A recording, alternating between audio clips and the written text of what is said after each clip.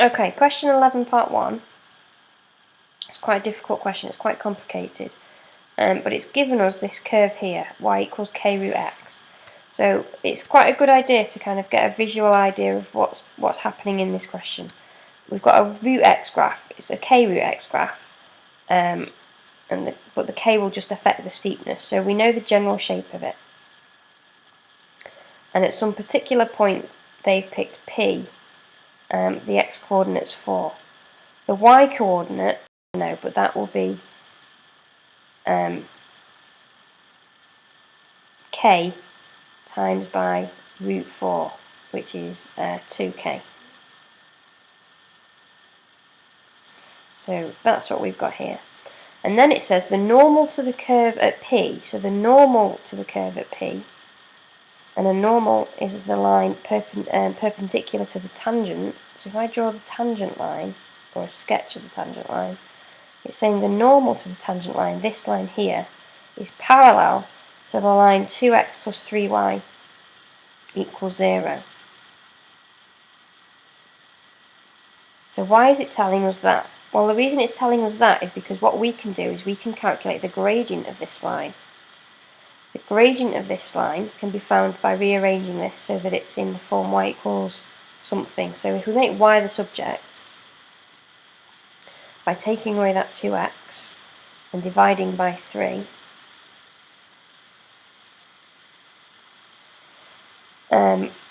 the equation of this line is y equals 2/3 x, or negative 2/3 x, plus nothing, notice.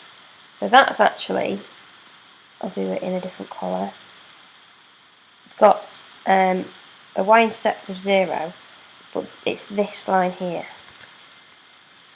y equals minus 2/3 x. So this line here, this blue line here, also has a gradient of minus 2/3. But why is it telling us that? Well, the reason it's telling us that is because that then gives us the gradient of our tangent line at P. The gradient of our tangent line at P will be the negative reciprocal of this line, so that will be positive 3/2. So the gradient up here is positive 3/2. So what we can do is say, well, at this mystery point P, which we know is when x equals 4, the gradient is 3/2. Now, we don't actually have a straight line, we have a curve, but we can find the gradient at different points on the curve by differentiating. So that's the next job. If we differentiate y equals k root x and say that we know that when x equals 4, the gradient has to be 3/2, that will allow us to work out k. So in order to differentiate this, we need to get rid of that root, we need to change that to a power, and root x, square root of x, is the same as power of a half. That then allows us to differentiate it, which we can do by bringing the power to the front, so a half k, and taking 1 off the power. So we'll have negative a half x there. And it's useful to change that again. This negative, the x to the power of negative a half, is the same as, let's write it over here, x to the power of negative a half is the same as 1 over x squared. Root x, hopefully. You know that. So I can rewrite all of this as k over 2 root x. That's the gradient function. So what we know is that when x equals 4 at P, dy by dx equals 3/2.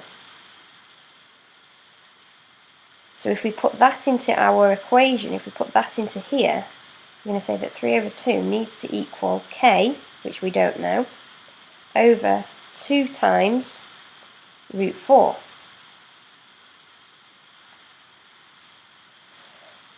K is the only thing we don't know in this equation, so we can solve it.